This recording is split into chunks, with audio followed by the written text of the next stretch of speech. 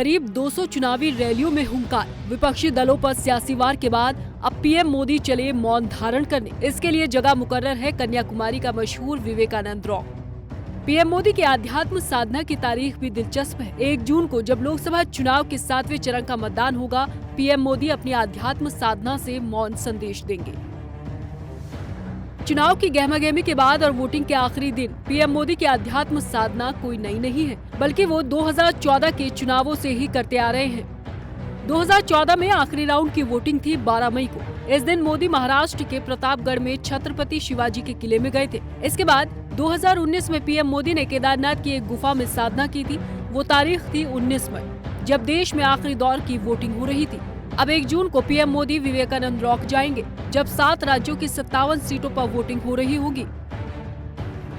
Voting के दिन PM Modi की साधना को विपक्ष चुनावी आचार संहिता के उल्लंघन का आरोप लगाता रहा है। इस बार भी तमिलनाडु कांग्रेस के अध्यक्ष ने कहा कि वोटिंग के दिन पीएम मोदी की कन्याकुमारी यात्रा के खिलाफ वो चुनाव आयोग में शिकायत दर्ज कराएंगे। चुनाव आयोग को पीएम मोदी के इस कदम का संज्ञान लेना चाहिए। उन्हें ऐसा करने से रोकना चाहिए। हम चुनाव आयोग को पत्र भी लिखेंगे और अगर जरूरत पड़ी तो सुप्रीम कोर्ट का भी रुख करेंगे, लेकिन किसी भी कीमत पर चुनावी आचार संहिता के दौरान प्रधानमंत्री को इस तरह की इजाजत नहीं दे सकते। कांग्रेस के आरोपों से अलग पीएम मोदी की कन्याकुमारी यात्रा तय है। 30 मई को आखिरी चुनाव प्रचार के बाद पीएम मोदी 31 मई की शाम कन्याकुमारी पहुंचेंगे। इसके लिए प्रशासन ने भी तैयारियां शुरू कर दी है। पीएम मोदी की साधना को देखते हुए विवेकानंद रॉक के आसपास सैलानियों की आवाजाही पर रोक लगा दी गई है। इस दौरान इस पूरे इलाके में टूरिस्ट बोट भी बैन है। पीएम मोदी जिस जगह साधना करेंगे, वहां स्वामी विवेकानंद ने 132 साल पहले ध्यान लगाया था। कन्याकुमारी स्वामी विवेकानंद के जीवन में काफी अहम स्थान रखता है। माना जाता है कि 1893 में विश्व धर्म सभा में शामिल होने से पहले विवेकानंद तमिलनाडु के कन्याकुमारी गए थे। यहाँ समुद्र में 500 मीटर दूर पानी के बीच में उन्हें एक विशाल शिला दिखी, जहाँ तक वो तैरकर पहुँचे। विवेकानंद ने इसी शिला पर ध्यान लगाया था। इस शिला से गौतम बुद्ध का भी जुड़ाव माना जाता है। देश भर के भ्रमण के बाद गौतम बुद्ध भी यहाँ आए थे। पीएम मोदी यहाँ 31 मई की शाम से 1 जून की शाम तक 24 घंटे साधना करेंगे। विवेकानंद रॉक मेमोरियल में ध्यान और योग साधना और ट्रेनिंग के लिए देश दुनिया से तमाम लोग यहाँ पहुँचते हैं। अब पीएम मोदी ने अपनी साधना का केंद्र बनाया है, तो कांग्रेस इसे सवालों के घेरे में खड़ा कर रही है।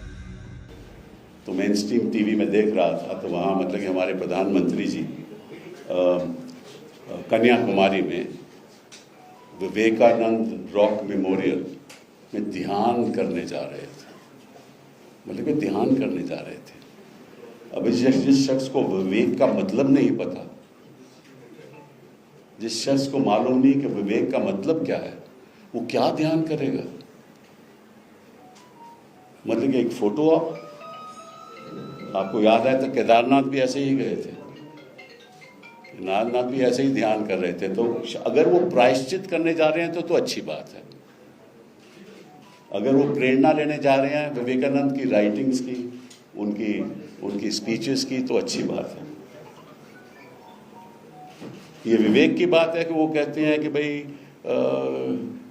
जो गहने हैं, महिलाओं के जेवर हैं, वो छीने जाएंगे और उन लोगों को दिए जाएंगे जो बच्चे ज़्यादा पैदा करते हैं। ये विवेक की बात है।